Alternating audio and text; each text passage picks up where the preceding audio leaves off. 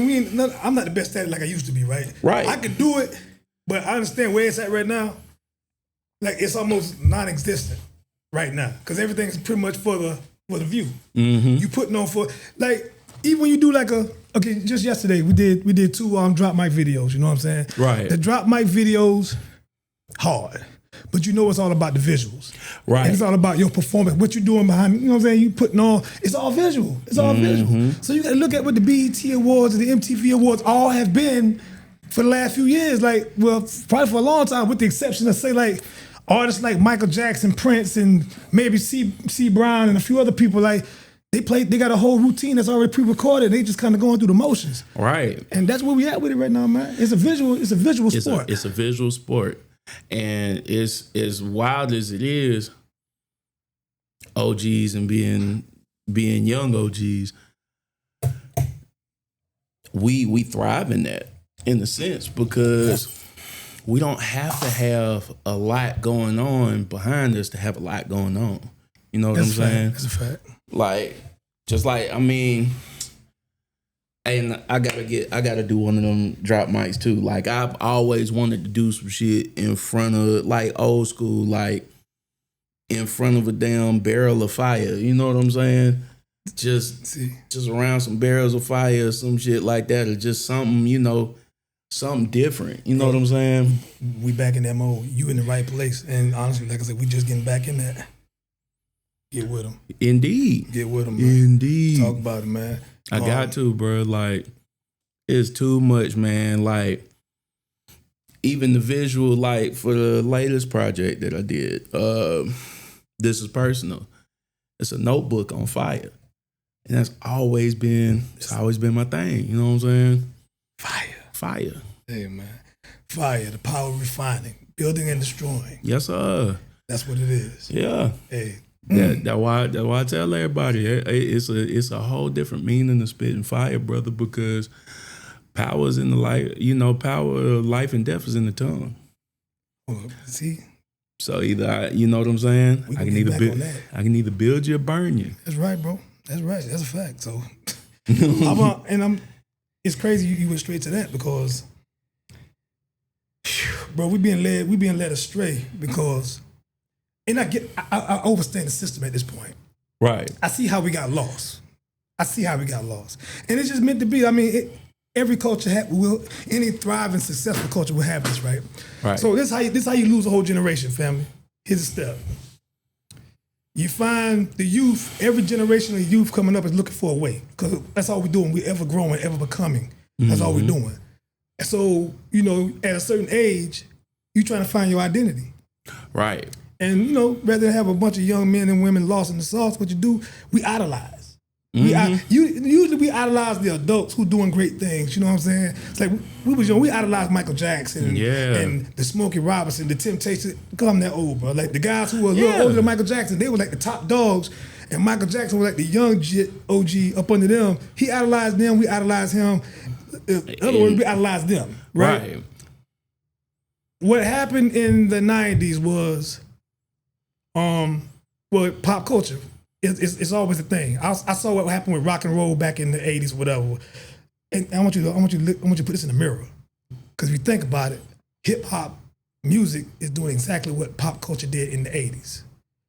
When they got androgynous and all this kind of stuff, bro. Mm-hmm. Tell me everything they applied to rock and roll now, which was classic rock and roll. Right. Because rock and roll music was raw, straight it was like hip hop, right? Right. But then once it became sold and they started recording it and putting it out there on the mainstream, it started becoming something else. Then you start getting grunge, heavy metal, and all these other things, right? And it became the guys who was overdressing. It came with the makeup. It came with the long hair. It came with the spray cans, and it came with a whole bunch of other stuff. But that wasn't the roots of it. Right. So the guys who actually got us, they hated the heavy metal and all that kind of stuff, man. Right. But man, you even think about it, right? And I was talking about this the other day. To me, as far as that, everybody got to bow and give Ernie Isley. Got to give him his credit as one of the as one of the goats of goats. Because if it wasn't for him teaching Jimi Hendrix, a lot of that what you get now, wouldn't even exist for real. You know what I'm saying? They changed how you talk with the guitar, bro. You have to, and then so you think, like you're saying with hip hop, when it first came, it was party, party, party. Then once the party was like, oh, okay, man, we need something else to the party. Oh man, this dude's over here battling. All right, cool. Yeah. Man, I want to dress like them battlers. Man, I want to dress. Now it's like, okay, cool. Adidas, you know what I'm saying? Adidas suit, Adidas shoes. You know what I'm saying? Kango hat. Everybody fresh, right? Yeah, right. So then it went from the fresh movement to, hey man, we gotta empower the people. We gotta give these people knowledge. Like so then we started dressing militant. You know what I'm saying? Then it was like, oh my gosh, we're giving them too much power. We're giving them too much. Man, we gotta dial this down. What can we do? Man, we can bring some hardcore, some ignorant thug shit into this. All right, cool. Now we're gonna have them with their pants sagging. Yeah, we're gonna have them with, with baggy clothes. We're gonna put these guns and drugs in front of them. We're gonna see what it do. You know what I'm saying? And then it just kept spiraling. It would clean up, and then it would spiral. Cause then you had essences of life that had to be talked about. Like that part, it had to be. You had to talk about pimping, simply because you seen it around you. In a sense, you had to talk about drugs because it was forced so much onto us. It had to be talked about. Then it's like, okay, well, we need an outlet. Well, shoot, man, I be going to the club. All right, well, let's talk about the club. What kind of club you be going to, bro? I be at the strip club. So then, you know what I'm saying? Don't stop, get it. So you get, it's like, bro, when I was in Miami, bro, I heard, you know what I'm saying, 2 Live Crew. And so then it just kept on. And it was like, once like 91, 92 hit, it was too late then. That was a pocket. It was. A lot was going on in that little era. It's like that probably was the only time all coasts was getting it in and getting along and finding itself, coming to the table. You was hearing music from all coasts at the time. You was. Florida, Cali, New York was buzzing. You know what I'm saying? Texas was hitting. Bruh. And then what's even crazier is in the midst of Texas, people didn't even know that y'all was getting Tennessee because of 8Ball and MJG being down there with Tony Draper and them.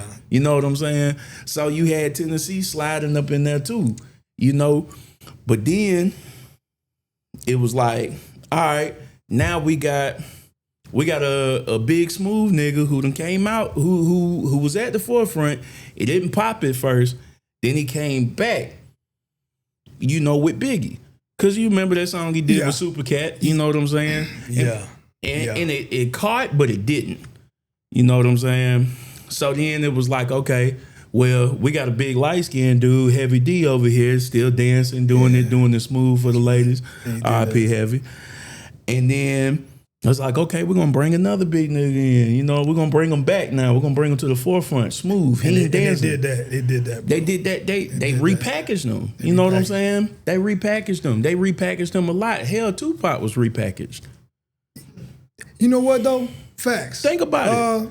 When he came out, with the same old song with that verse, man, you didn't think he was gonna get a thug nigga out of them. Nobody saw that coming, man. Nobody. Look, even with NWA. Respect yourself. Everybody came with a conscious twang at first. Right. But then fuck the police. Then damn, you know what I'm saying? Dope man. She was going on now. She was going on. But I'm gonna go back to it, make another point. Because this is what I was trying to get to. The way you can kill a whole generation is you create young idols for young kids to follow. Because they're young, first of all, they're inexperienced, and they're going to do the most if you give them everything. Which is why you don't give kids everything they ask for, right? Right. So you give a child $1 million check, put them in front of a camera, you create a lifestyle for them, and that's how you get 1 million kids to follow them, to emulate them. Yeah. Because that was the sauce. That what happened. Yep. NWA, they all was 17, 18. Dre was like 25. Right, But Q, but still. Ren, them boys like Fresh out of high school, fresh out bro. of high school, man. And I still say, I can't think of the artist's name who actually, I think was special eds on the Drink Champs. Niggas for Life. Oh, man. Right. That was one of the hardest, to me, I learned a lot from the album. Yeah. I picked up a lot, so much stuff, I knew it word for word. But as I just never revisited it over the years.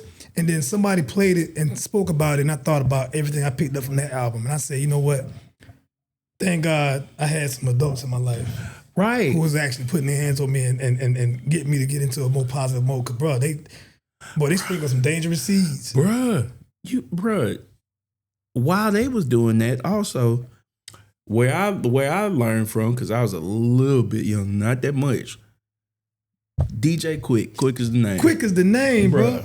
I was just riding to that album. Oh, Quick Groove was on it? Bruh. Oh my man, God. Bruh. So, man, hands down, as far as a producer, engineer goes, and nasty. He's the most slept on. He's one of the most slept on. Like they say, DJ Quick is who everybody thinks Dr. Dre is. That's a fact. Straight up. That's a fact. Because his production is just so crisp. He was just young. He was, but he was, bro, that album, he was like 17. 17. And did all the production, all the beats, all the rhymes. Had his homeboys featured on it. And Like, he was killing everything. He was killing man. everything, bro. So that molded me, as well as, you know what I'm saying, as well as coming out hard. I was late to the party with them boys, man. I was probably just catching up by the time On Top of the World came out. And that was because my uncle was fresh in the military. He was like, hey, you need to peep these boys nasty. So man, I heard the way down. But they were sowing seeds too, but wasn't thinking about it. Lay it down. You all lay it down. Like, bro, I was, man, armed robbery, all of that junk, But they man. young. But they was young. And what young people, we just want to be respected. We want to express ourselves. We just want to feel. Right. We want to feel big, man. That's all it is. Kids want to feel big, man. That's it, bro. But I mean, which goes back to what you're saying when they gave them $1 million, bro, and it spare the ride, spoil the child, bro. Damn. It always ties back, bro. Like, it always ties back. That's what it was, bro. That's what it was. But we couldn't see that because, I mean, shit, most of us, you know, I was a military brat, so I was middle class poor. You know what I'm saying? Like, we were there, but we wasn't too much further above than what it was. So to get that kind of energy, you know what I'm saying? It's new. It's like, what? If you, man, bruh, then they couldn't have done it. Like, bruh, to see Crisscross, you had to be there. You had to be there, bro. Look, I couldn't even buy the baggy pants, but I was twisting my shit around. I didn't have no jerseys. I was wearing PRIMETECH. I was wearing button-up shirt and backwards. Straight up.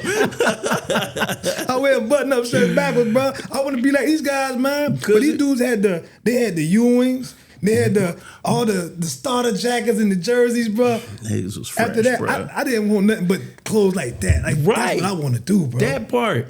So it's like, and then you think about it, man, when they came out, it ushered so many like children's shows that you didn't even think about it, bro. Like, you had, what was that? Like Nickelodeon Guts. Oh, my brother. We had a whole era after that. After that, like Young TV, they created a whole, man, listen, and Nickelodeon been that, but it was an upsurge during that run, bro. Right. Bruh. We had a lot of good programs. We had a lot of dope programs, man. Bruh. So, you know what I'm saying? You look at all that, bruh, and it's like you said, it was a whole agenda, bruh. So when you spiral into later on, Lil Wayne, like what, 15, 16 in front of the... He was actually 13. He was 13. When I first heard him, I'm gonna tell you, I heard him on a song with 3-6 Mafia and Bun B. My bad. It was him, Wayne, BG, and Bun B. When I first heard Wayne, and Wayne was 13, bro. Good Lord. And trust me, when I tell you Bun B was snapping. Oh, yeah. Bun B was snapping. Always. Bruh. Always. Man, Bun another one of them ones that they don't be. Yeah. If you was that age coming up under that, bro, you would be a Lil Wayne, man. Yeah. You would be a Lil Wayne. You would be. Because seeing that, you know what I'm saying? Seeing that, you couldn't believe it, bro. Like it was just, it's always a thing to see. Like, it feel like a peer. Yeah. It feel like a peer doing something like, man. If he can do it. If he can do it, I know I can do it, man. You know I know I can do it. It's Benji. Shout out, my boy. Man?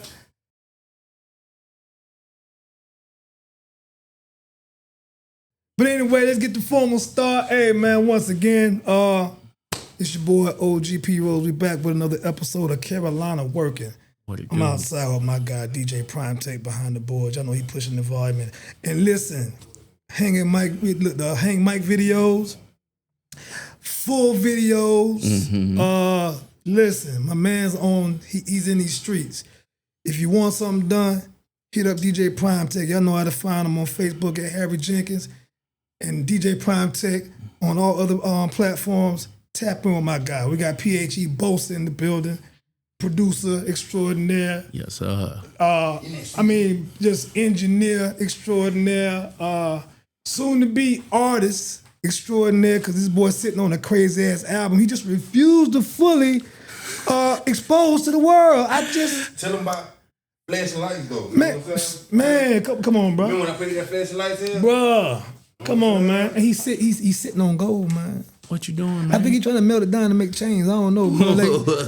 But hey, this guy, he's a super talent, man. When I met this young man, dog, he's very aware of what to do in the booth and behind the mic. You know what I'm saying? And he can also coach you into getting your vocals to sound right. If you don't, like, my voice is very unique. You know what I'm saying? Everybody can't. You know what I'm saying? You know, rocking with this fella, man. He's giving me some tools. You know what I'm saying, to use behind that thing, and we get things going, man. We get things going.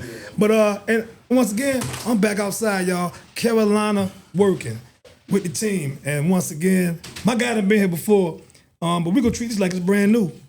Cause it's always brand new. We always drop a new game. It's a new season. I would like to say we doing seasons of this podcast thing. What season would we be in if we were doing seasons, PRIMETECH?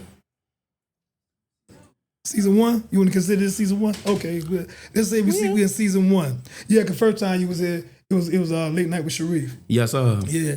So it's the Carolina Working platform, and we here. And Sharif would have been here, but them boys out there, one boy Mage the Prince. Happy birthday, my boy. Happy birthday, man. Celebrating his birthday in Charlotte tonight. The boy about to put on. He gonna perform. We did something for him last night also. He showed out last night. He feeling good. Boy, 29 years old. Yes, sir. And listen, you only get it once. No, he 30. My bad.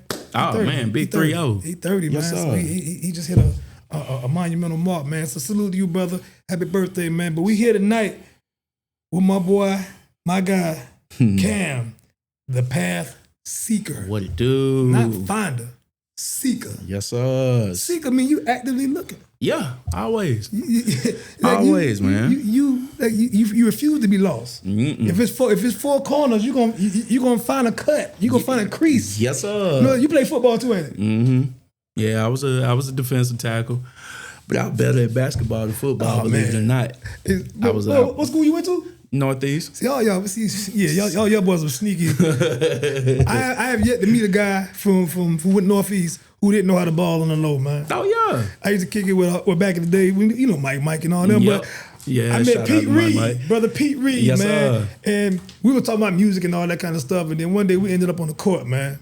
And somebody passed Pete the ball, bro. I said, why they do that? I said, boy, you do that too? Like, what else what don't you do?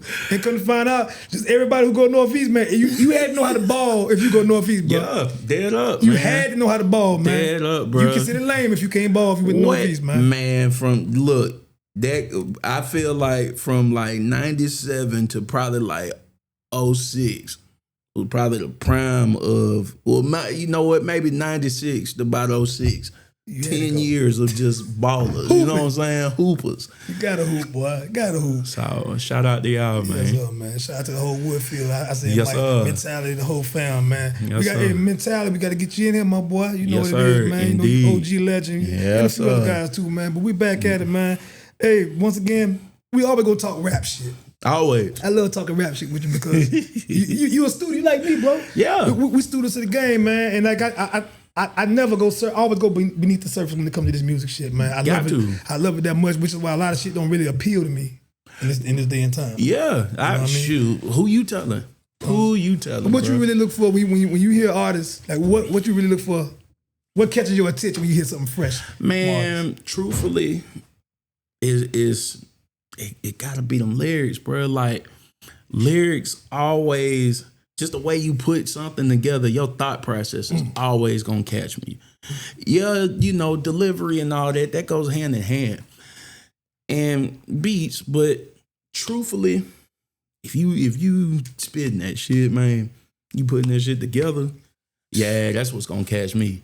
Like, I mean, for instance, right now I'm in a Don Trip Starlito pocket. Like, man, them niggas is nasty, And bro. they back. What? And they back. I ain't zoned out yet. I man. kind of when I get in my bag with them, bro, I'm gonna be there for a minute, man. Yeah, I'm gonna be there for a minute. Them dudes, man. Like I've been, man, them Zero, T-Rock from 3-6 Mafia, like, Oh yeah, T-Rock been hard. like, man, it's a lot of them. Like it's those. It ain't to say that the newer cats or the young cats ain't catching at all. Like you know, it's a lot of them that's doing something on the mainstream side. Yeah. You know, but a lot don't really appease to me neither, which is why I stick with what I know, who I know. For sure. You know what I'm saying? So you mean like you there are I guess we looking for lyricists. You know what I'm Right. saying? And I had me and my brother, we love to have this back and forth about lyricists and lyricism or whatever. And I've gotten a brand new respect for what is called lyricism. I think some people just think lyricism is just playing with the words. But if you can play with words and don't say nothing, that's not lyricism. It ain't. You know what I'm saying? It ain't lyricism. It's a lot of them that's like that. I realized that even a lot of artists I grew up with that I held in high regard, I realized they lost listenability over time. Yeah. Like I can't Boy. I put their project in, I try to go to get that nostalgia, and I'm like, man, that ain't made no sense. It didn't. It was hard back then, but now it's not sitting on my spirit the same way, bro. I'm like, I was repeating this, bro. I was repeating it with vigor. Bruh, straight up. Mind you, I was a heavy Das Effects fan, bro. Das Effects was my bum stickity bum hum. I got that up bum. You can feed by your phone. Here I come. I said, hey, bro, we did that, bro, and thought we was spitting some. Now, mind them boys can rap now. Them boys can rap. Yeah. I've heard them go. But I used to argue with dudes about lyricism, and I claimed that some of that as lyricism. Some of them, I can't vibe them. Yeah. But the ones who can sit today, who have timeless lyrics, is who I've been spotting as of yet. And it's more of that from the South than ever. Boy. A lot of shit that came out from down, mind you, and I started out NYC, real hip hop, the core. Yeah, the core. But most of what we loved, what we fell in love with back then, we loved it because it was in that city. We fell in love with the New York theme of hip hop. Yeah. Everybody that came out didn't deliver at a high level. No, but you know, the ones that did, they were painting the picture. It almost made you feel like, damn, I'm there. I mean, you bro, know what I'm saying? I knew more about New York City listening to Nas' album, listening to Mobb Deep, the infamous. Mm-hmm. Listening, bro, like these dudes they painted such a picture. And we were teenagers during that time also, so it's like we kind of felt that walking around in our own hoods or whatever, right? So it just landed on me. It made a lot of sense. You don't get that no more, man. No. Down south, we had a lot of rappers who did that, and even though they didn't hit those heights, even in 2025, man, they still had the listenability they had in the early 90s. That part. Bruh, look, like I said, I'd have been rocking with Zero since like 2000. Zero bro. been the man since. God, like Everybody was late to his party. Everybody everybody. was late. And I can still put in stuff from like the Joseph McVeigh album to even Look at What You Did to Me, like his very first project up until now. Like, you know what I'm saying?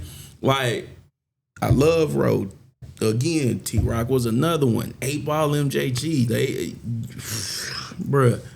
Oh, and I had the Lost album now. The Lost album showed me Big Boy had it, man. Ooh. Like you thought you knew what these cats was, man, till they start getting some money and start getting these solo deals. Look, man, 8 Ball showed the world what it was about, man. He really did. He showed the world like you thought he was trying to be a Southern Biggie. Nah, not even a little bit, bruh. Nah, man. And that, you know, like, shoot, man, I even trip you out. My uncle Danny Anderson, man, that's the one who started me rapping. Like, his name was Dan the Pathfinder. Gotcha.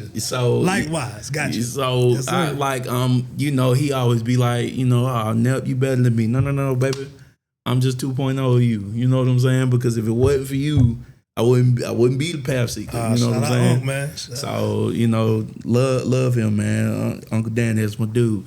Like, Uncle Danny had put me on to so much Southern shit. It's just like I was blown away. Like, oh, us country niggas we can really put shit together like they can. It's crazy. I didn't know, bro. Like, okay, so I might have you by a little much, you know what I'm saying? I don't know how much, but you know what I'm saying? Not that much. Okay, all right, so boom. But the 80s had me in a clutch.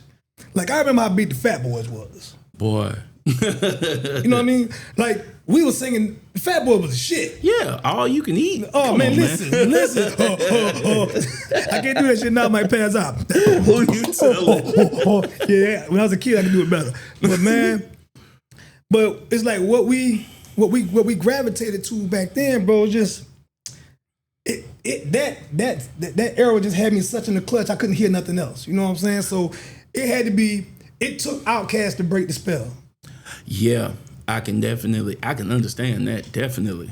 It definitely, cause man, the way Big Boy slid in on you know what I'm saying? Which one, bro? Bruh. Cause Southern Playalistic, he slid in on that motherfucker, boy. So nasty. Dre kicked it off so smooth. Yes. But Big Boy just people, and I'm sick of people sleeping on Big Boy, bruh. But they can't now. You can't. They can't now. You can't even. Matter of fact, there's nobody who sounds like him in hip hop. Nobody. But you can point out quite a few of Andre's. Cause they listen. Cause they try to imitate. But bruh, they still can't. Man, you know what did it for me with Big Boy? When I really started like paying attention to lyrics, like, oh my God, this dude has slept on. Damn, Sky High. Black guy. Man. Bruh, that Look verse. who stepped in. That nigga B.I.G. the secret weapon, boy. Slicking his black ice. Dropping these flows like rice at weddings. So quit flexing. We speaking about, come on, dog. I'm getting chills thinking about it, man. Bruh. Shout out Big Boy, man. Bruh, for real. And even Andre says, he said, I'm more like the poet. He said, Big Boy is the real MC of our collective. Bruh, and there's plenty of interviews where he say that, and people be like, bruh, man, still. All right, cool, but the facts is I never facts. heard him slip. The facts is facts, bruh. You ever heard a whack verse from this dude, bro? Nope. Never. Not since 94. And even his solo projects, if you haven't had the pleasure, I'm trying to start from the first one he did by himself. Yeah. Man. Chico, I think that was on Chico Dusty. Yeah. Then the one after that, all of them hard. The boy he just exercised lyricism. He just bouncing around, he doing shit with words. And first of all, this dude raps like he's not breathing. He just I don't know where he sucks in the oxygen. I don't know where. That's the even crazier thing, bruh. It was because of them. And of course, I'm out of weight now, you know, out of shape now, but I'm gonna get back. We all working on it, brother. We all working on it. It was because of them when I found out these niggas was like running blocks, rapping lyrics to each other. It was like, what? That was different. Yeah, that was different. Bro, That was wait. different. Like, That was that's the sauce. That's some of the sauce. For shit show. That's why they performances like, yeah, they be on stage sweating, but niggas was never out of breath. Even They right never now. they never got to a point where it was like where you could see Never. them visually Never. catching breath. Nah, Never. he was right into it. And You know? even right, like, okay, you cannot do a Andre 3000 verse without stopping. You would not get through a whole verse without his without stopping to catch your breath, bro. You have no to. matter. I heard a song he did with Erykah Badu. I forgot the name of it, but it's on one of her albums that just came out kind of out of the blue or whatever. And he featured on that sucker, bro. And like he said so much. He said so much. He flipped so many syllables. He used one word and used it in 3 or 4 different ways and came back. I'm like, bro, like, See? how do you get this, man? That part, bruh. But that dog, okay. That's what I was saying. With my uncle put me on to them Firewater Boys. You know what I'm saying? Them Firewater Boys. Yeah, you know, Kamikaze, you know, David Banner. Man, listen, I got a different respect for Nori when that happened. What? I got a different, because a lot of cats weren't coming down south like that. You had a few. I think you had him. He probably was the first. He was definitely one. He was definitely the first. Bro, when I heard that boy on that Crooked Letters album. What? Nori, Bro, them my Crooked nigga, Letters man. was, oh my Nori God. my nigga, bro. Nori was my nigga. And that album to this day is in my collection. What? It's in my Bro, collection. that production was so beyond Ever. itself, bro. For sure. Like, shout out David Banner. David Banner. Bro. And I think he spoke about Kamikaze a little bit in one of his interviews or whatever. I guess them guys them grew apart so much, you know what I mean? But Yeah. they still brothers, you know what I mean? I guess that. It happens. You know what I mean? But hey, look, we got so much to draw from as artists from a Southern perspective, because I say this often, I truly feel like some of the best, I'm gonna say the best rap. Now, we just carrying on the tradition, I feel. Yeah. The best music from our era has already been created. Now, it can always drop new perspective, but bro, I think my wow factor, I've been wild already. Like, Yeah.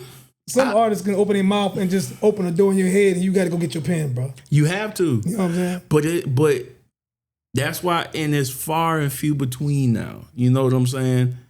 It's because, speaking like we were speaking earlier, man, they put poison in the Kool-Aid, man, and handed it out. So you know what I'm saying? Like, that's where the difference lies between gaps of generations, because you have some that are just out there, just spit. They just talking, and I get it, because you expressing yourself. I get that, and I don't negate that. It's, for me, what's gonna keep me interested in going and wanting to press play on the next one, bro. You got to have more than just spitting that shit. Like, I got to feel conviction. I got to feel that. See? You know what I'm saying? I got to feel like I was there with you. And that's what's missing. Yeah. A lot of people are alive. Oh, man. Oh, boy. Hey, look, PRIMETECH, I'm about to go there, bro. Got to. Go ahead and preach it. And here's what it is, bro. A lot of people are alive, but they're not living. Mm-hmm. So a lot of day-to-day is happening, but all you see is what somebody else is doing. Yeah. So you constantly spitting from somebody else's perspective. Next thing you know, I mean, years go by, you just trying to figure out why you ain't made no steps forward, because you've been imitating somebody for eons. For so long. But I get it. This, where we are right now, it's easy to do. It's so easy to do because we're captivated. The visuals, and now we got AI. Oh, boy. And for some folks, it's a gift and a curse. You know what I'm saying? Yeah. It's a gift and a curse, simply because, in a way, it does make things a little easier. It does. But what's scary is you got people that actually go through and get whole songs on AI. I've tested it. I asked it to do it and watched it. It does it. Bruh. But you want to know you want to know what makes me laugh? And I'm pretty sure it'll catch up. AI has yet to catch on to my voice as a rapper. Thank you, sir. And that's what I mean. I'm glad you said that. There's, not to say it's impossible, but it has to have something to emulate that it can continuously, like, if you're not a repetitive, you're a forever growing, forever becoming individual, it won't do that. No. Only thing it can catch me because once again I say this voice is unique to me. But to say the things I say, to do the things I do, I feel it'll catch a cadence, maybe. That's all it will catch. That's all it will catch. It'll catch a cadence. It'll catch a cadence smooth. You know what I'm saying? I saw it do Wayne. Yeah. All it got with Wayne is the cadence. Bruh. You can listen to the wordplay. If you're one of us, if you know, you know when it's not a Wayne verse. Mm-hmm. I know when it's not a Jay-Z verse. Right. I know when it's not. Man. But the average ears. That part, oh boy, did you hear that news? That should be whack. I seen when they took a verse, they use a Jay-Z verse, but they made up a Jay-Z verse, but had Jay-Z's voice. Mm-hmm. And they were like, yeah, new Jay-Z dissing somebody. I think it was dissing Nas or some shit like that, bro. And I'm listening. The voice was there. The voice, the cadence, yep, the breath patterns, all that. But the words, like, nah, that ain't jigging 20. Nah, that ain't jigging. Nah, that ain't jigging. Not even close. But where we are, that's how lost in the sauce we are going to be because we are losing a piece of humanity with AI. Like, our parents are not going to be able to know the difference from real and fake once a video shows up that looks like a video can be created of you. Yeah, you could, bro. You don't think people are out there right now probably committing crimes through AI?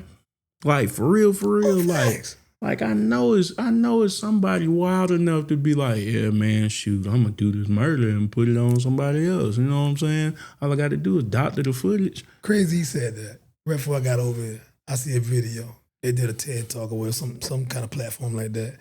And it was two guys. One guy was a basketball player, OG basketball player. I don't know what team he played for, what year he played or whatever. But it was it wasn't a Google CEO. It was a CEO of one of these tech companies. But basically what they did was, they said, stand still right here. He took his phone and walked around his body. Say, I'm just gonna scan your body real quick. And then he snapped something, right? And then they played a live game, a live basketball game. It was old though. A live basketball game that in real people. Yeah.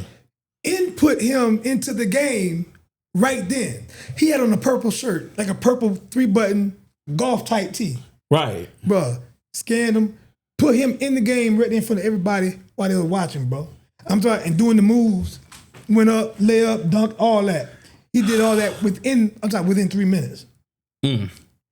That's the power. Well, you know, the good book tell you who play with visuals. Mm-hmm. They tell you who play. They tell you who's the master of deception. So anybody who plays with the eyes like that, y'all got to know who's the source. Y'all got to know who the source. There's a gift to it. There's a good side, but at the same time, power corrupts. Yeah, boy. Anybody like medicine is. You know what I'm saying? Drugs, or whether it's cocaine or whatever, it's a helpful tool in the medicinal facet. But in the wrong hands, oh boy, you understand what I'm saying? So this is one of those things. And honestly, we will be forever changed, man. We becoming forever changed as we speak. Right.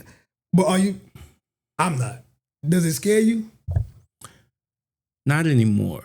When it first came out, I was like, man, what is going on here for real? Like the fact of, the fact that it can scan us and we could be right here, but next thing you know, we posting a video, we in Scandinavia. You know what I'm saying? Like, come on, bro. With an like, AR. You know what I'm saying? Talking Scandinavian. Chill it. You know what I'm saying, bro? We in the live podcast. Like, come on, bro. Like, so you got to be careful for that. And like you said, for real connoisseurs, real students of the game, it's going to, as funny as it sounds, it's going to expose so many people. Oh, that's a fact. It's gonna expose so many people because that essence of what music is, that groundwork, that everything we went through of being lyricists, of being writers of our own, workers of our own craft, and actual workers of our own craft. Not just we sitting here and you know what I'm saying, we referencing and calling, hey bro, man, I got this bar here. Like, bro, what you think about this? Hey bro, I would say, you know what I'm saying? Nah, like actual students, like, not to get into the Drake Kendrick thing, because that is old for me now. Oh yeah, it's old. It's old. So Drake is a great entertainer.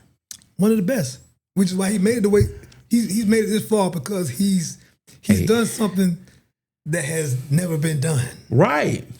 He's great. You can't take away his shine. You can't take away that. You can't take his shine away. And, like, entertainer, meaning is some form of artistry, is some form of acting in a sense. Mm-hmm. You know what I'm saying? Because it's funny you said that. It's an image you're portraying. You know what I'm saying? Like, it's rare. It's rare to be authentic nowadays. Yeah. You know what I'm saying? It's rare to be authentic nowadays. It's not really beneficial. No. Well, in most circles, it's not beneficial to be, and that's crazy. You can't be yourself. That's nuts, bro. Yeah. When our whole life we was told to express ourselves, be ourselves. And not to make this shit about me real quick. I'm saying, man. No, you good. Look, I always knew the world was fucked up, right? I am 47 years old, and I've never had a best friend in my life. From elementary to middle to high school, I've always noticed it was something was just off. I mean, I thought it was me. As a kid, you think it's just you, shit, the click shit. I'm like, ain't no way in hell y'all like everything that motherfucker do. Ain't no way in hell y'all like everything that motherfucker say. It's just crazy that at this point, no matter what this motherfucker do, this motherfucker get all applause. Like, what the fuck is going on? Like, but I had to learn and grow and see what the world truly is, man. We all fighting to be accepted. Yeah. Which is why, like I say, in the school, I vibe with the like-minded. Hip hop actually gave me something that turned into, I guess, a likable trait that everybody was doing. That kind of helped me gravitate towards individuals who was like-minded with me, right? And I mean, outside thinkers, because that would happen when I bump into these guys. I realized we're a lot alike. Mm-hmm. These guys express themselves through the pen, and it's almost like they talk about themselves in a way that they couldn't really be. Right. But it's them on paper. You know what I'm saying? It's them. And I started seeing that shit through life, man. And at this age here, I get that. That's what the whole industry really is. It's influence. It's the selling of influence. Yeah. And I'm going to tell you, it's dangerous. Boy. The leaders of the world fear influence, which is why you get guys like Nip. Right. Which is why you get guys like Pop. Mm-hmm. that fall into those instances. They great. They you give them everything they need because they're gonna grow into something. Right. But the second you look like you can change the minds of a collective, oh boy, they gotta get rid of you. And the school system does this, bro. The school system raise you up quick and early. They don't want the obedient child really who sits there, minds his business and looks and really learn. They love the kid that stands out, very vocal, acts like an adult even though he's a child, mm-hmm. who knows how to verbalize, who can be coerced. You know what I'm saying? Yeah. You know what I'm saying? Those are the kids they actually reach out for, and I see that now, man. I just had to have that real quick. No. I realized, but that's really what that is, man. Influence actually fears the power. It scares the fuck out of the powers that be. It does. And if you got that influence, their whole thing is, let's get him now. Let's go and put a bag in his pocket, mm-hmm. get him on our program, mm-hmm. and let's push until you go rogue. Right. Because you're gonna go rogue. You have, it's part of the program. It's part of the program. You're gonna part go of the rogue, program. man. But you know what's scary is, like you said, with influence, some of us are born rogue, bro. That's what I'm getting at. You know what I'm saying? Like, you know, being me, I'm a child of adjustment. You know what I'm saying? My father, you know, RIP. He was Pops. Yes, he was in the military, you know, 26 years. So every 2 to 3 years, I'm making friends and then I'm losing friends. Yeah. You know what I'm I saying? know that story. Like, so it's like, okay, cool. We start out here, Fort Jackson. All right. Then bam, I'm in Hawaii. Then after I leave Hawaii, it's funny. The best friend I had in Hawaii, or the friends that pretty much are like family, out of everybody in Hawaii, only kept in contact with 3 of them. For real. It's Preston, Michelle, who's here, and my cousin that we just thought we were friends. Ended up we was family. God damn. So that was, you know what I'm saying, RP Shane, love that dude. So then you go from there. I get sent to my hometown in Florida. Then I go live with my grandma and my grandfather in Augusta. Then I'm in Tennessee. And I ain't in Tennessee but a year, and now I'm in Kentucky. God. I'm in Kentucky for about 3 years, then bam, I'm back here. So that, like, my life has just been just full of adjustments. So when it comes to just seeing how life is and how to live life, even on the music side, like I sit and I see the scene at first, and I'm like, oh, are they doing that? I don't really like that. I'm gonna go over here. You know what I'm saying? I'm adjust to this because ain't too many people doing this. You know what I'm saying? You know, it's rare not to sit and pivot on myself. It's rare to have an artist who can produce, you know, good beats. You know what I'm saying? Solid shit. And be able to spit on that shit as if it was never you that made it. Like my sister, shout out my big sister Zon, man. She, I call her Queen Kong. Like Queen Kong is on. Oh, you know what I'm saying? bro. She is nasty. Like she's another one of them artists. She's the one that taught me how to make beats. Her and my brother-in-law, Jack Montana, that he another one. They like, I'm in there because I'm annoying them. Hey man, Jay, you think you can make me a beat like this? You think you make me a beat like this? He was like, yeah, Cam, yeah. Shoot, I'm gonna be right back. And they left me in the room. Gotcha. Locked the door. Gotcha. It was like, hey Cam, I ain't making no more motherfucking beats, man. Press a button, man. It's on you, Mike. Yeah, press a button, man. I'm sitting there in front of this damn MPC like, bro, so many squares, bro. He was like, man, press something, bro. Press a button. And the NPC on top of that. And I'm hearing my sister. She was like, hey, man, press a button, man. That shit ain't gonna bite you. You know what I'm saying? So, boom. I was like, oh, okay. So then after a while, like, I got accustomed to that. Then I went to GarageBand. Then I went to, you know what I'm saying? Then I went to Ableton. Again, a child of adjustment. Yeah, for sure. And I stuck there. So it's like, even with what's around, it's like, okay, it's a lot of street shit. You know, a lot of trap shit. Yeah. Oh, it's out. It's out here. Then, you know, then you got drill or whatever you want to call it. Yeah. You got that too. And you got gimmicks and facades, and then you got that rare shit like you and OG, like, you know what I'm saying, like Tiz, like Justin Bright, like my sister, like myself, Slim P, Mentality, Buddy. You know what I'm saying, Buddy Rogers. Oh man, shout out my bro, know what I'm saying? My brother MOU $E, you know what I'm saying? Like, you got that rarity of adjustment, and I feel like in that sense, who I rock with, who I consider my fam, and of those, I feel like us is just a conglomerate of elites. Can't nobody fuck with us, man. And I don't say that in the sense of being braggadocious. I'm saying that in the sense of being of all elements in this music, all, you know, us being like the perfect storm. Can't nobody fuck with us, man. Respect.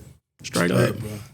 Respect. Straight up. Respectfully, bro. Hey, look. Like, OG, you hear that? yeah. Man, we got to get back in the lab, man. Seriously. You out here being super CEO and doing weather commercials and shit. My man was he was at the goddamn WIS yesterday.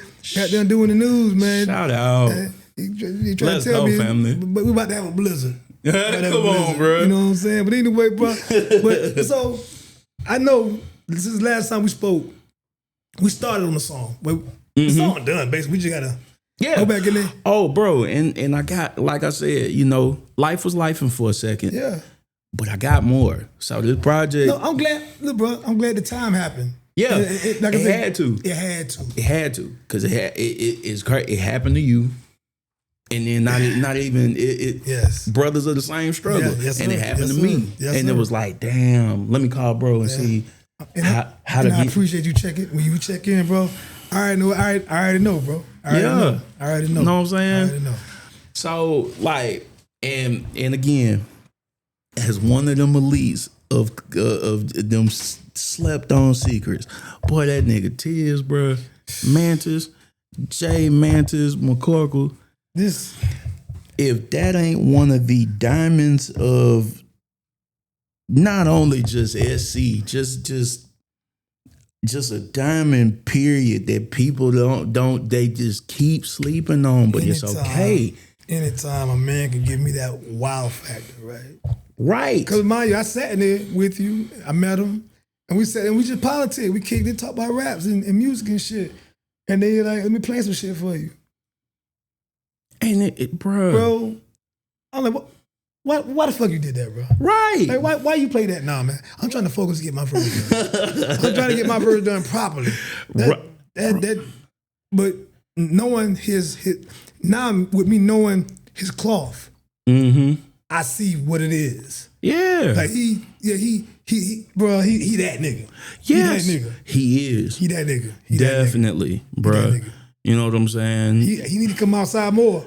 He do, but it's getting to that. He's such a student of the craft, bro. Like, I can't wait to hear this project him and Frank Jordan got coming out, bro. That shit gonna be sick. You know what I'm saying? And I can tell it seems like I can tell when he working on somebody's shit. He speaks like avidly about when, hey man, yeah, I'm working on something. I mean, he used to post a good little bit after we worked with him. Yeah. I was checking his posts after I started following him and everything, and he was just talking about everybody who was coming in, and he was talking what they was doing and what they working on. I like how he talk about his projects, like things that he put his hands on.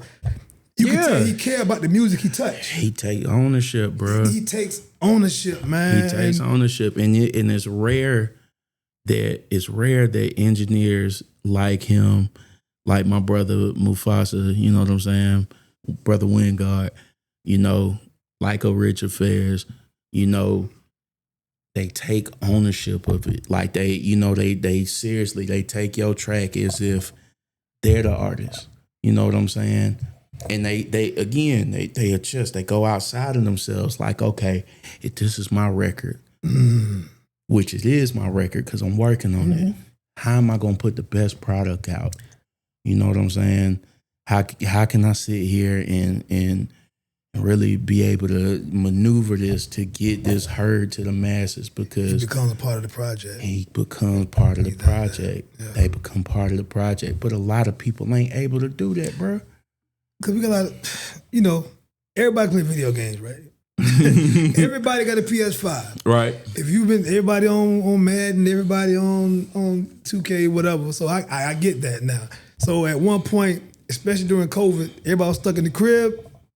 everybody mastered a piece of technology. Everybody became beat makers. Right. A lot of cats was making beats. A lot of cats were making beats before that, but they were making beats, just making beats because making beats was the thing. Right. Not producing music. Mm-hmm. Not engineering sound. What? You know, that's this big difference. Like, it's bro, a big it's difference. a huge difference. Big difference. And Tiz got me to understand that. My sister got me to understand that. Like, it's more than just pushing these buttons and clicking. You know what I'm saying? It really show you that music really is a field. Like, it's a tool, bro. It's life. Bro, the first instrumental you get is your heartbeat, bro. Oh boy, that's correct. That's correct. You know what that's I'm saying? correct. And you move into that beat. You move into music. You move into a beat. Right. For the rest of your days, Bruh. Don't even hear it all the time. You don't even hear it all the time, but it's there. God damn, bro. You know what I'm saying? Nigga, you a walking instrumental. Literally. God damn. Why you did that, bro? Why you did that? Why you did that, bro? Why you did that? Hey, that's going somewhere. I don't know where it's going, but that's going somewhere. You a walking instrumental and you don't even know it. That's right, man. That's right. That's right. You don't even know it. And everybody don't beat the same. And I just appreciate you even introducing me to Tiz, man. Like, Tiz, if you're watching this episode, man, hey, bro, let's do this right here, man. Because I know we can have some dope convo about this music, man. Yeah. I love your perspective. And there's many like him in the city who's they're quiet killers. Yes, sir. They're quiet killers. Bruh, the real students of the game, all are quiet killers. Yeah. Bruh, Buddy, Slim P, you know what I'm saying? Mentality. Oh, of course. Dog, like, you know what I'm saying? My sister Azan, I can't express her enough, because if it wasn't for her molding me into how studio etiquette is, I wouldn't even be the artist. I wouldn't be here. Wouldn't be the artist I would be, because she actually took like, oh, okay. Oh, this nigga's a fine ball of clay. Got you. It take proper, you know what I'm saying? It take proper hands to make, to mold this and to keep, okay, let me shade that off. You know what I'm saying? So that's dog. So when it came to like her, shout out Bizzo Beats. You know what I'm saying? That's another one in Augusta. Like Bizzo definitely, you know, that's family. Like, when it came to just being submerged in music, that's what she kept me around. You know what I'm saying? For sure.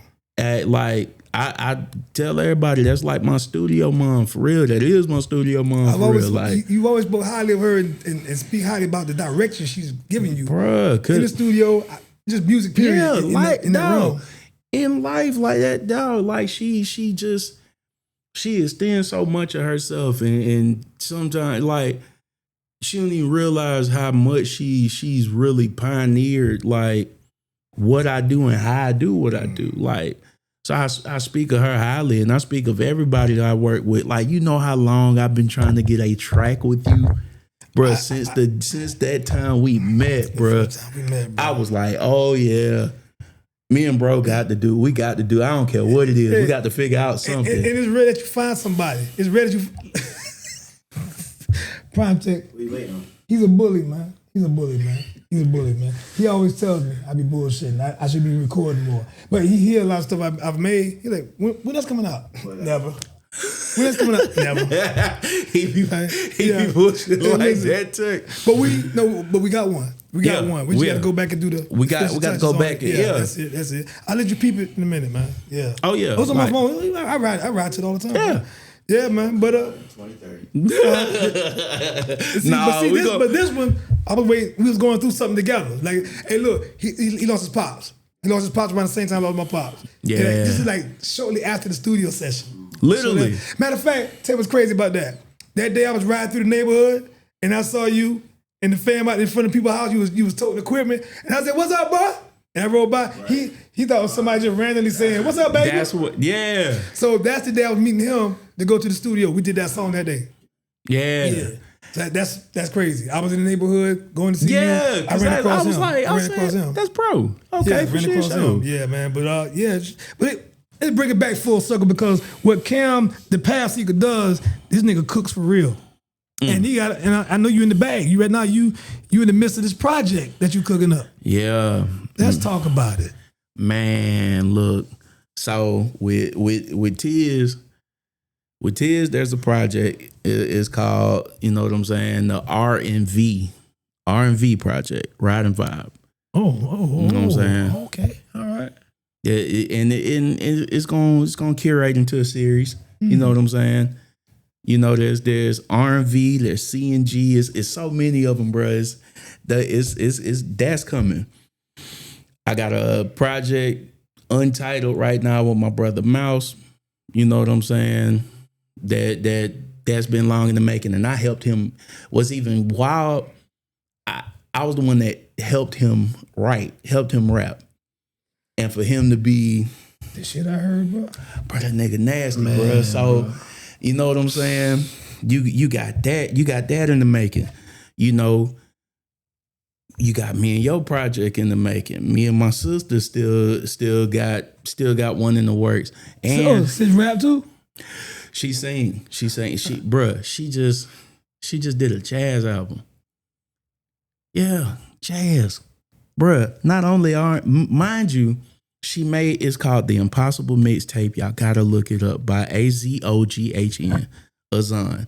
The Impossible Mixtape. She made a mixtape for her book. She author. Yeah. And she is now a movie scorer. We're scoring a movie. You know what I'm saying? Mine's Own Productions is doing lovely things. We gotta get sis out here, man. So you gotta get her. You gotta get sis out here. You know what I'm saying? You got that. They're still with Slim P. There's still a Grussel Kings project. And you know, with Slim P and Mentality. Yeah. Me and Buddy got a project together. Oh man, me and Buddy got some shit. And you know what? Shout out BG4. I still, you know, we still family. For sure, man. I see Ben all the time. I gotta get Ben back outside too, bro. I gotta get Ben because he specializes. He's a specialist at what he does, bro. So we gotta get Ben. Ben, you got to come back outside, bro. Let's kick it. Yeah. So you know what I'm saying? There's dog. When I say because of that, it opened up. Because of Pop's passing, and you know, I had to go through my thing, still going through it. Yeah, for sure. But it opened up so much, like it lit a fire under me for real, because it was like he's heard me before, you know what I'm saying? And he shook his head in approval, like, all right, you know what I'm saying? what I done showed you, you know, you kind of took to it. I hear you. I hear you now. I hear you, son. You know what I'm saying? So, you know, my dad always shit talker, like, man, you ain't good. You know what I'm saying?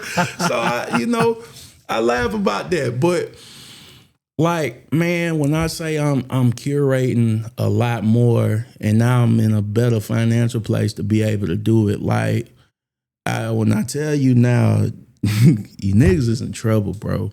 Like, and I say that out of the most respectful way I can, because humbleness is out the door now. Humbleness is way out the door. Like, I laughed at the list. I seen the list. Oh yes, sir. I know. Hey, look, you know. So here's my problem with the list. Even though they revised it like 4 or 5 times. Yeah. It even turned into a 200. It turned into a 200. I genuinely don't care about the number, but what's the criteria? What's the real criteria to this? Because if there's a criteria to it, and I'm numbered, cool. But like I told everybody when the list was coming up, take the numbers off and just give people they just do. Take the numbers off. Just take the numbers off. That would have been more respectful, bro. Just take the numbers off. That would have been more respectful. You know what I'm saying? But again, some people, and the reason I say take the numbers off, not necessarily for me, because it ain't about. For me, it ain't even about being the go to the state, or you know what I'm saying, or to go to the city, or any of that matter. Because hell, I try to beat myself every day. Definitely believe You know what I'm saying? believe That, you know, CDP yesterday was a bad motherfucker, but CDP today gonna stump Let's go. that nigga. Let's You know go. what I'm saying? You know Let's what I'm saying? go. Let's go. So in that sense, some people needed to see them numbers. You know what I'm saying? Some people That really part. needed to see them numbers, and it hurt a lot of people's feelings. I laugh, bro. There's a song on the R&V project. I think you've heard it, called, you know what I'm saying, Driving Me Crazy.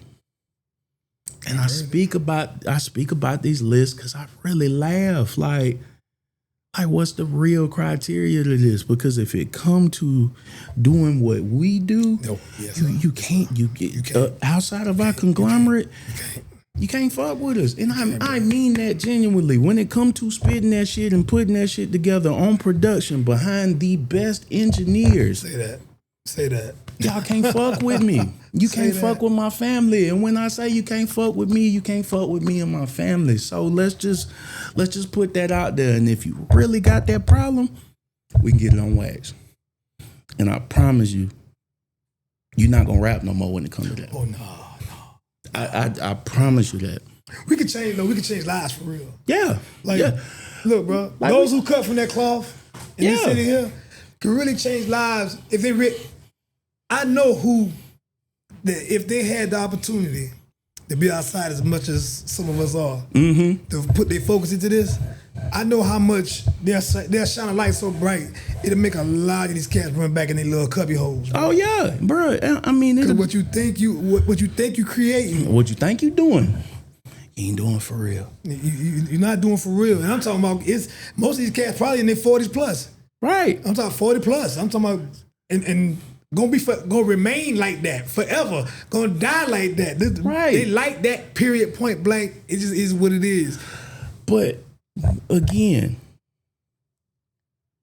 my conglomerate, my brother went to the Grammys. He ain't seen none of y'all there. My sister's an author. I ain't seen none of y'all books yet. Know what I'm saying? There you go. Criteria. There is none. OGs is stumping on niggas' beats and necks. I don't hear none of y'all doing that. Know what I'm saying? And it's so many in my conglomerate. The name, y'all gotta forgive me. You know what I'm saying? If I forget any, like my big brother that told me that gave me that confidence, that ACAM, fuck that shit. Do what you doing, quit being. He was like, fuck that humble shit. You too nasty to do this. Damn, NFG De Niro, my brother BJ, bro. Hooey, man. Like I owe him a lot too. You know what I'm saying?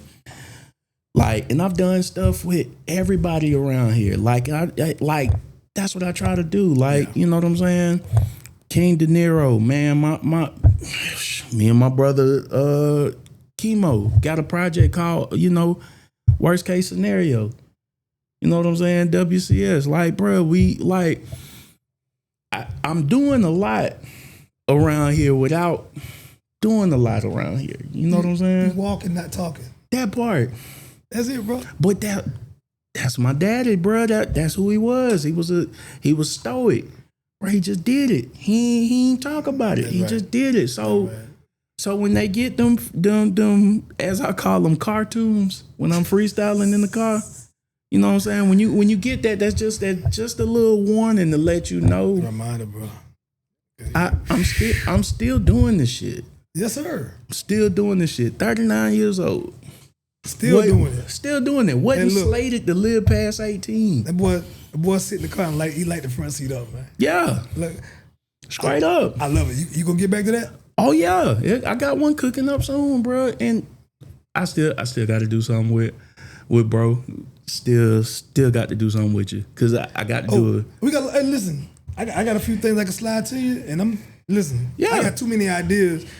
Wally got too many ideas. Yeah. PHE Boats, listen, if that boy open up his laptop and play some shit for you, bro, you'll never leave this building. Right. See, I should have brought my laptop. You'll say you that. I wasn't thinking. You're a producer yourself. That part. That's all I'm saying. You know what I'm saying? Hey. So it's again, a lot of people get in this thing, man, and they wear too many hats. So they can't hold their head up to see what's going on. You know what I'm saying? Yeah. It's cool to change hats. Cause I can change in the can of producer, and I can also change in the can of PATHSEEKER. You ever had an issue? Like, okay, so like when I first started messing with the beats, right? I got so in tune with sampling and drum patterns and structure and highs and lows and tempos and things of that nature. I couldn't get a bar to save my life. Bruh, let me tell you what makes me laugh now. I make something and I know it's fire. And I be like, bro, I'm gonna tear this shit up, right? And I play that shit and I just be there like, what I'm gonna say? Bruh. How I'm gonna start this? Cause I'm so caught up in the what I've done. Yes, sir. You know what I'm saying? Your essence is already there, that's why. Right. You don't need to double down. Your essence is already there. That part, bruh. And shout out Buddy, cause Buddy showed me some things too. BG4 showed me some things too. You know what I'm saying? Like, I took bits and pieces from everybody. You know what I'm saying? My brother Mars, my brother Amp, man. Amp got a clothing line coming out. You know what I'm saying? EXO. Y'all, it's unlike anything y'all ever seen before. But as an artist, that nigga's nasty too. Because we was in a group called Winner Circle. You know what I'm saying? But it's the thing I struggled with as a beat maker, as a producer, was finding a snare, bruh. Ooh-wee. Timberland got me out of that. Bruh. Like, cause it in some senses, you be like, man, I can't use the same snare. But then when you listen, these niggas use the same snare. Yeah. The same, I'm talking about the same. Like, no matter what song it is, they might turn the volume down. Or they might, you know what I'm saying? They might not hit as strong, but it's the same one. So, and I used to be against that in a sense, because I'm like, bro, nah, ain't nobody going. But it goes back to, all right, we got a restaurant. Everybody love the way we doing this chicken. Yeah, we done seasoned this mud the way we done seasoned it. We done sat in, you know what I'm saying? And then I'm like, hey, man, ain't you ever thought about using this seasoning? And you like, no, because this seasoning working. And I'm like, yeah, but it's always worked. Like, that's what I used to think. Like, I gotta change the flavor up a little bit. Not realizing. I don't think David Banner did that much changing up. Shit, no. David kept his sounds. His sounds was his sounds. Yeah. Bruh. Yeah. And man, let me tell you, people don't even know how much they gotta thank David Banner, because without him, you wouldn't hear no tags on nothing. David Banner. David Banner. You know what I'm saying? Because he said that. I saw that. Yeah. He said that. But like when you really go back and listen, it's like, damn, he really right, bro. Like, cause for a while Jay-Z kept saying, "Oh yeah, you a fool for this one." Like, you know what I'm saying? He had to speak for the producer. He had to speak for the producer. Exactly. David Banner was like, "Shit, I made this myself." David Banner. Like, so you wouldn't get a, you know what I'm saying? Listen to this track, bitch, or I miss Nation for real, or none of that. You wouldn't get none of that. That's right. Y'all need to go ahead and, you know what I'm saying, get that man his just due. They thank them guys. Listen, y'all done heard the best. The template is there. Yeah. You know what I'm saying? Stop trying to goddamn reinvent the wheel, goddamn. That's it. That's it. Sometimes I fall into that too. You know people believe it. Trust and believe. I fall into that too. You know what time it is? What's Lizard, bro? So, is there a slated date for this project to drop? For the R&V project, nah, because we really curating it. When it come out, it's gonna be saucy. You know what I'm saying? It's gonna be unlike anything y'all done heard before. It's gonna give you nostalgia. You know what I'm saying? It's gonna give you that feeling of peeling the plastic off. Oh man. Like, that's what's needed. Straight up, like it's real. This is that real Southern, like that real Southern cooking. Like this is exactly that. God damn, bro. You know what I'm saying? You know what? But when you first got here, I said I was hungry, bro. And you come with that shit. Yes, know? sir. Bruh. No, I'm thinking about giving. I gotta go to Mobay now. There's oxtails and cabbage. You know what I'm talking about? Yeah. But y'all, I see what it is, man. Listen, once again, y'all back with your boy OGP Rose. I'm only gonna bring y'all the most authentic. Mm-hmm. You know what I'm saying? The most saucy. Mm-hmm. The real, intuitive, inside thinkers, artists, the best in the goddamn city, man. And y'all know soon to come, man. We going outside of the city, man. This Carolina shit. Yeah. It's about to be Carolina shit abroad. Yeah. And we're gonna take it worldwide eventually, but right now Carolina is working. And I'm here with my guy, goddamn Cam the Path Seeker. Cam, man, tell them how they can find you on all platforms. Bro. Boy, look up Cam the Path Seeker everywhere. CAM space DA space PATHSEEKER. Everywhere. You can Google me. You gonna find me. And bring your best to the table. Listen, this guy, he's one of the best. He ready to work. If you want to work, this is the guy to work with. Yeah, I'm a man. You gonna show and prove every time. I'm telling you, please come with it. So don't be no stranger, like I said. Bro, you already know, like man. Man. We family here. Y'all see what time it is. Once again, OGP Rose of Miami Can the Path Seeker, DJ PRIMETECH behind the goddamn camera and the goddamn knowledge. Y'all know how we do. Carolina working. Yes, sir. Live OKNT. We out. Yeah.